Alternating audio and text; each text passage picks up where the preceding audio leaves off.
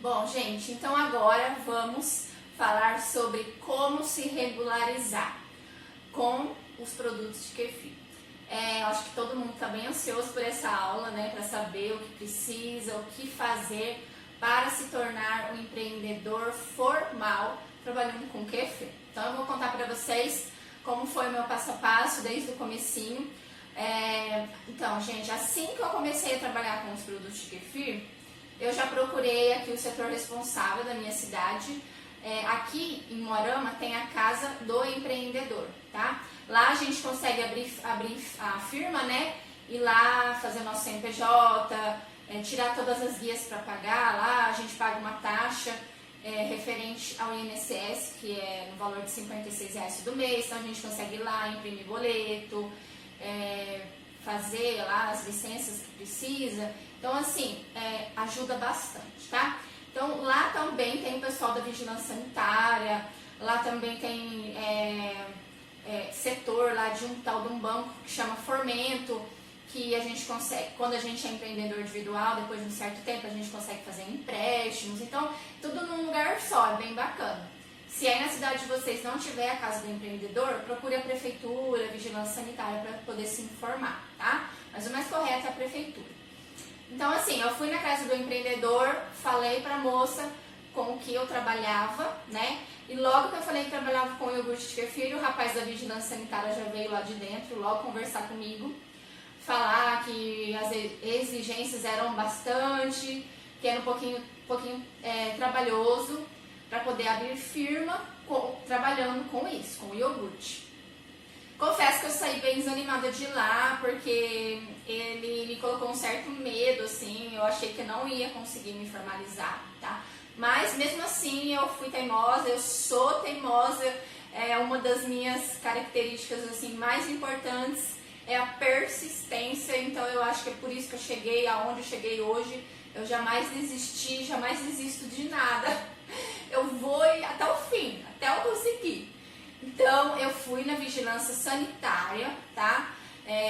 Na vigilância sanitária mesmo, porque lá na Casa do Empreendedor tem uma pessoa responsável por isso, mas não é a vigilância sanitária em si, o órgão, né? Então, eu fui, fica próximo à prefeitura aqui na minha cidade, fui na vigilância sanitária, falei com o que eu trabalhava, aí perguntei mais ou menos o que eu precisaria ter na minha cozinha para poder trabalhar com esse tipo de produto. E eles me passaram mais ou menos o que eu precisava, então assim, me ajudou a esclarecer o que eu ia precisar aqui na minha cozinha para que o meu projeto fosse aprovado pela vigilância sanitária. Por exemplo, lavatório logo na entrada para poder lavar as mãos, porta-sabonete líquido, porta-papel toalha, que aqui a gente não pode ter guardanapo de pano, essas coisas, porque para não juntar bactérias, né? Então, assim, eles exigem um certo layout na cozinha. Eles vão explicar para vocês certinho. Não pode ter bancada de madeira, piso e tintas da parede, ou azulejo. Tem que ter para poder lavar. Se não tiver azulejo na parede, igual aqui não tem, eu preferi colocar uma tinta lavável. Então, a gente pode lavar as paredes. Questão de armários, essas coisas, eles vão falar para vocês o que tem que ter, o que não tem. Por exemplo, ali fora também eu tenho tipo um coxinho com uma torneira, porque eu tenho que lavar o pé antes de entrar aqui para dentro. Então, assim, são coisas que vocês vão lá na prefeitura de vocês, na vigilância sanitária da cidade de vocês, e vocês vão falar com o que você trabalha e o que eles vão pedir, porque às vezes de uma cidade para outra muda, tá? As normas que eu estou seguindo de acordo com a minha prefeitura, a minha cidade. Então, aí na cidade de vocês pode alterar alguma coisa, tá? Então, se informem aí certinho. Mas eu vou contar o que eu precisei, tá? Então, antes de construir aqui, tá? Isso tudo é antes de construir. Enquanto eu trabalhava lá em casa, na minha cozinha, eu já trabalhava, né? Conforme eu já tinha falado pra vocês, eu já trabalhava com os produtos, já vendia diretamente pro consumidor final e ainda fornecia para uma loja, trabalhando lá em casa. Então, conforme as vendas foram assim crescendo cada vez mais, eu senti a necessidade de sair lá de dentro de casa e ter um espaço só para o kefir, tá? Porque as vendas aumentaram muito e trabalhar lá, tudo misturado, era muito ruim. Então eu até procurei um ponto para alugar, tá? Eu já tinha ido ver o ponto, já tinha até fechado praticamente o negócio com o dono do ponto. Era um ponto assim bem bacana, onde eu ia poder produzir e até vender alguma coisa lá também, tá? Mas aí eu fiz as contas e do tanto que eu ia gastar com aluguel durante o ano, tá? Acho que era 450 por mês que eu ia pagar. Então durante o ano eu ia gastar mais de 5 mil. E na minha cabeça eu achei que com 5 mil eu construía aqui a minha cozinha, só que não foi bem assim não, tá? Eu gastei um pouco mais. Mas tudo bem. Nessa época, o meu marido pegou o fundo de garantia, ele fez um acerto lá da firma dele e eu também estava conseguindo guardar algum dinheiro com o Kefir. Então a gente foi atrás para construir aqui em casa ao invés de alugar. Por quê? Por exemplo, com um ano e meio de custos, por exemplo, vamos supor que eu tivesse alugado lá, com um ano e meio de aluguel que eu teria pago para o dono do ponto, eu já pagava a minha construção aqui e depois desse tempo eu não ia mais ter gasto com isso. Então a minha mentalidade foi essa, de economizar, né? Eu ia gastar no começo sim, só que depois de um tempo eu ia recuperar esse dinheiro, tá? E depois desse tempo eu não ia mais ter esse custo do aluguel. Então a gente decidiu construir. Então tá, fui atrás de uma engenheira, tá? Porque até então eu queria construir aqui embaixo com estrutura para subir para cima depois, para mim fazer um depósito, alguma coisa assim. E para construir assim 2 andares eu precisava de uma engenheira que assinasse o projeto. Aí essa engenheira, ela já fez o desenho tudo pra mim, tá? Ela foi na prefeitura, ela foi na vigilância sanitária, ela procurou saber tudinho que a gente ia precisar. Ela fez o layout, né, a planta, levou lá para eles aprovarem. Então, aqui foi construído tudo de acordo com o que eles exigiam, a prefeitura e a vigilância sanitária, tá?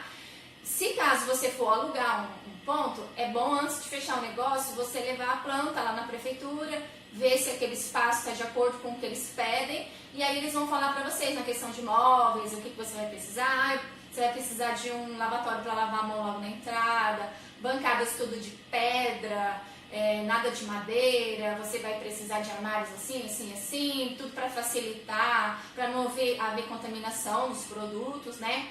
Então, eles já vão passar para vocês o que vocês vão precisar. Então, vocês já vão fazer tudo de acordo com as exigências deles, tanto da prefeitura quanto da vigilância sanitária. Eles trabalham ali meio que em conjunto, tá? Só que assim, durante esse processo de construção, eu não tinha aberto o meu CNPJ ainda.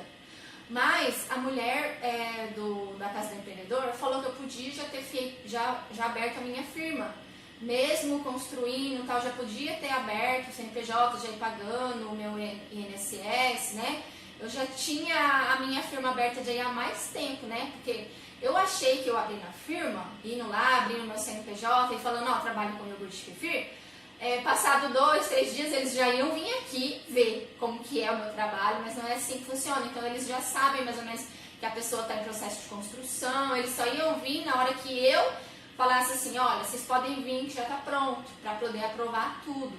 Então, vocês podem estar fazendo, indo abrir a firma de vocês enquanto vocês estão mexendo. Vocês já podem ir pagando o seu INSS, tendo seu CNPJ, antes mesmo de regularizar tudo, ou a construção, ou alugar o ponto e colocar lá o que vocês vão precisar, tá? Então, assim, o que eu precisei?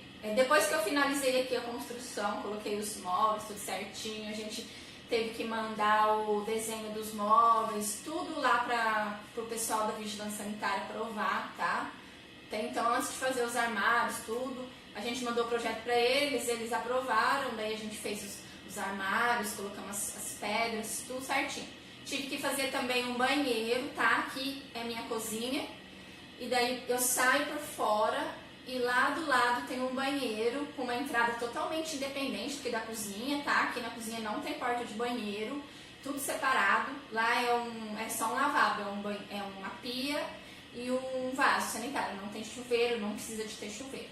Até lá no banheiro eles exigem algumas coisinhas, um armário, lugar para pendurar roupa, para colocar sapato, eles têm algumas exigências, tá? Mas aí tudo vai ser de acordo com a prefeitura de vocês. Então, assim, quando já estava aqui tudo pronto, aí que eu fui abrir minha firma, aí que eu fui fazer o meu CNPJ, tá?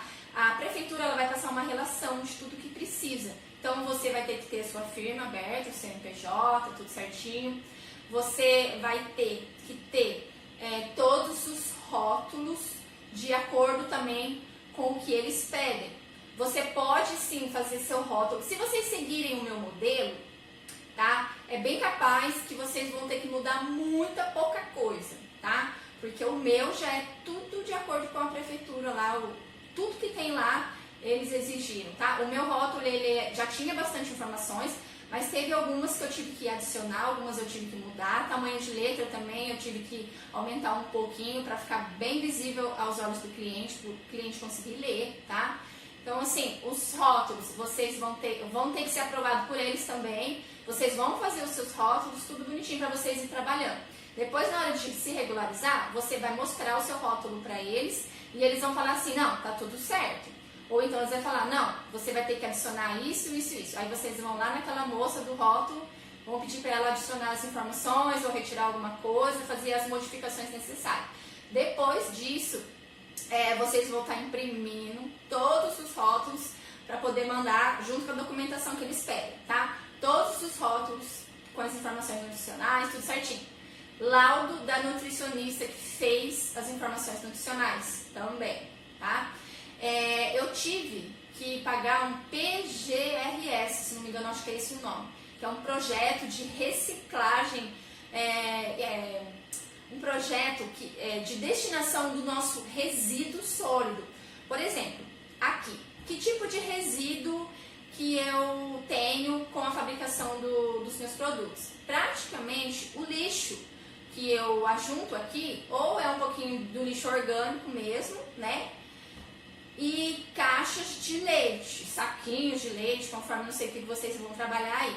Então, vocês têm que apresentar um projeto falando como que você faz a destinação desse lixo, se você coloca no reciclável, aonde que você joga, porque você não pode jogar em qualquer lugar. Então, existe uma pessoa especialista, tá? É um técnico ambiental que se chama. Você vai ter que pagar. Eu paguei R$550 para ela fazer esse projeto. Então, ela vem aqui, ela vê o lixo que você tem aqui, né, na sua cozinha, quais são os resíduos que você gera. Daí ela vai falar assim, não, você vai ter que ter um lixo pro orgânico, um lixo pro reciclado, você vai ter que separar, colocar nos dias lá na rua, nos dias corretos. Então é ela que vai fazer todo esse projeto, tá? Você só tem que pagar, desembolsar. Então, aí tá, você vai ter que ter esse projeto. E outra coisa que você vai ter que ter é uma veterinária responsável pela sua produção. Aqui, pelo menos aqui na minha cidade, eu tive que ter, tá? Então, isso me desanimou muito. Eu tava quase desistindo de me formalizar por completo, né? Por conta disso, porque a veterinária tem um certo custo. Ela vai ter que ficar responsável ali pela sua produção, enviar relatórios, tudo lá sobre os seus produtos. Eu nem sei muito bem como funciona. Eu sei que depois de pesquisar muito, de conversar muito, de pedir ajuda de pessoas, indicação de alguém que conhecesse veterinários, que pudesse me fazer um preço bom, eu consegui uma que vai fazer pra mim por R$500 todo mês, tá? Então é por isso que eu falo pra vocês que na hora de calcular o custo dos produtos, vocês têm que ter em mente esses gastos que vocês vão ter depois que vocês se formalizarem, tá? Então todo mês eu vou ter que desembolsar R$500 para essa veterinária. Aqueles R$500 do PGRS, que é um plano de resíduos, você só paga uma vez, tá? Ela fez o projeto, depois, eu não sei se depois vai ser anual, alguma taxinha que eu tenho que pagar, mas é só uma vez que paga. Agora, a veterinária é mensal que eu vou ter que pagar ela. Porque eu não sei se é mensal ou semanal que ela tem que enviar relatórios lá para o Ministério da Agricultura sobre a minha produção, tá? Então, todo mês eu vou ter que pagar esses R$500 para ela. Deixa eu ver o que mais que eu tive que ter. Bom, eu acho que resumindo, acho que é basicamente isso, tá? Então eu tive que construir tudo de acordo com eles, a minha cozinha, armários, essas coisas, foi tudo aprovado por eles, eles passaram mais ou menos como que era pra mim fazer, eu fiz o meu projeto, mandei pra eles aprovarem, tá? Então, assim, taxas, eu só pago esses R$56, que é do INSS, mas que vai voltar pra mim depois, em forma de auxílio-doença, auxílio-maternidade, aposentadoria, né, que a gente tem direito. A engenheira, tá? Eu paguei pra engenheira, eu coloquei esse custo junto com o custo da construção, tá? Eu paguei pra ela, acho que foi R$1.500 que eu paguei pra ela, tá? Mas ela correu atrás de tudo pra mim. Ela que ia na prefeitura, ela que ia na vigilância. Eu só passava a minha ideia pra ela do que eu queria aqui na minha cozinha. Eu fiz o projeto também dos móveis, mas assim, correr atrás, ir na prefeitura pra ver se eles aprovarem, ver o que tá certo, o que não tá. Foi tudo a engenheira que fez, tá? Além de cuidar da obra, ela que cuidou da obra, ela vinha visitar, via se estava tudo certo, se não estava. Então eu paguei pra ela R$1.500. Na verdade eu nem terminei de pagar ainda, eu vou terminar de pagar ela só na hora que finalizar tudo. Então já vai fazer mais ou menos 1 ano que a gente tá mexendo, tá? E eu nem terminei de pagar então ela tudo ainda. Eu dei uma entrada, depois eu paguei mais uma parcela e ainda falta mais um pouco pra me pagar. Mas ela cuidou de tudo, tá? Gastos com a cozinha aqui que eu construí, tá? Eu imaginei que eu ia gastar em torno de 5, 6 mil. Mas não foi assim não, tá, gente? Eu gastei para construir essa cozinha em torno de R$20.000, somando todos os gastos. Então, se você hoje não tem esse dinheiro para investir, compensa você alugar um ponto, tá? Mas vai guardando, pega um fundo de garantia, pega um 13º, umas férias no final do ano, vai juntando, porque compensa. E outra, se você também tiver espaço na sua casa para construir, né? Porque eu trabalho aqui pertinho, eu trabalho na minha casa, tá? É tudo separadinho, mas é no fundo da minha casa. Então eu trabalho perto dos meus filhos, pra mim comer rapidinho, eu tô sempre aqui no trabalho, eu tô sempre em casa. Então assim, tem os seus benefícios de construir. Depois que você pagou ali o gasto que você teve, você não vai mais pagar aluguel pra ninguém, tá? Você vai ficar ali trabalhando bem sossegada, bem de boa, só pagando uma água a mais, né, a luz. Então, assim, compensa muito, tá? Então, gente, é mais ou menos isso. Eu vou deixar aqui pra vocês a tabela que a prefeitura me passou com tudo que eu iria precisar. Tem alguns outros papéis também que eu tenho que levar, mas isso é a engenheira que passa pra mim, tá? Ela que vai fazer o layout aqui da minha cozinha, a planta, uns papel lá que a engenheira que passa, ela que resolve. Ela só me vai me dar os documentos, e daí, enfim, a hora que eu tiver juntado todos esses documentos, também taxa do bombeiro, eu tenho que ter a licença do corpo de bombeiros para poder trabalhar aqui, tá? Mas essa taxa foi bem baratinha, não lembro, acho que não chegou a R$100 não. E acho que, se não me engano, é anual essa taxa que a gente paga do bombeiro, tá? Então eu vou deixar para vocês a tabela de tudo que a prefeitura me exigiu para que eu pudesse trabalhar formal, tá? Resumindo, foi isso aqui, foi o que eu falei para vocês que eu precisei, tá? Mas eu vou deixar a tabela para vocês darem uma olhada, só que, igual eu falei para vocês, lembrando, essas exigências é de acordo com a minha cidade. Vocês têm que ir na prefeitura de vocês. Pode ser que aí seja mais fácil, pode ser que aí seja um pouquinho mais difícil. Mas eu creio que mais difícil que isso não vai ser, não. Também a produção, tá? Para isso tudo aqui, não podia ser muito grande. A minha produção é uma produção artesanal, tá? Até para eles lá, acho que eu ia produzir uma vez na semana só, que a engenheira falou. Porque se fosse para mim produzir um pouco mais, eu teria que ter um outro tipo de espaço. Porém, eu não produzo uma vez só na semana. Eu produzo praticamente todos os dias. Mas, para fins de conversa lá na prefeitura, eu só faço pouco. Produzo uma vez na semana, tá? Mas isso aí é meio difícil, eles não têm como controlar, né, o tanto que eu vou produzir. Então eu vou falar lá para eles que eu produzo, por exemplo, 50 litros por semana, só que daí eu não faço tudo um dia só. Para eles eu faço um dia só que daí eu divido, pouquinho a cada dia, tá? Então eu calculo mais ou menos quanto eu faço na semana e passo lá pra eles, mas como se eu produzisse só um dia na semana. Tanto para ficar mais barato na parte lá na veterinária, e daí para eles lá na prefeitura, essa veterinária ela vai vir aqui toda semana acompanhar a minha produção.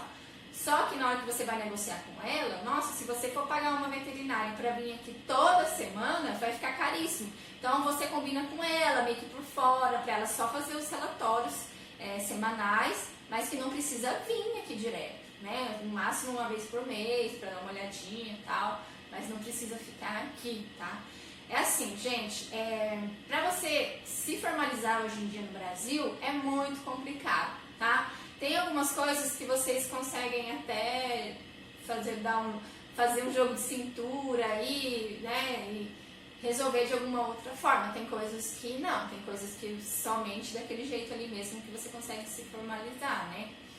Tem algumas coisas que dá pra você dar um jeitinho aqui e ali, tá? Pra ficar um pouquinho mais barato, pra você conseguir se formalizar.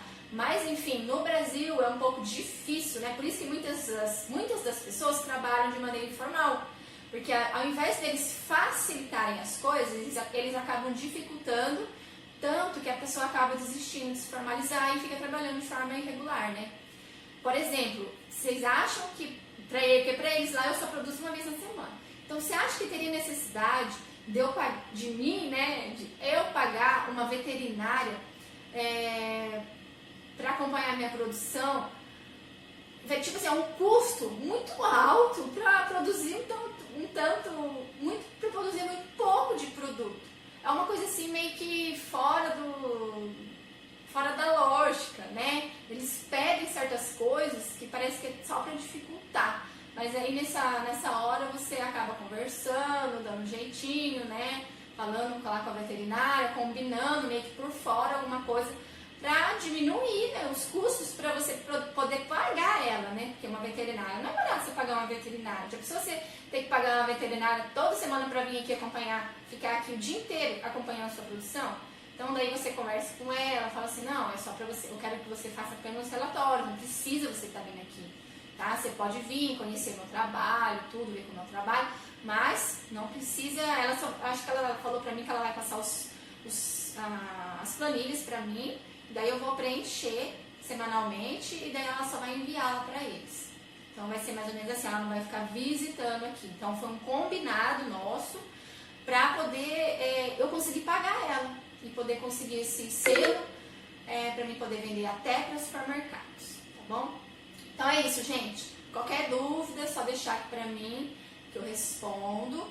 E eu vou deixar o papel pra vocês aqui da prefeitura, com tudo, com a relação de todos os documentos que eles me passaram pra mim ficar totalmente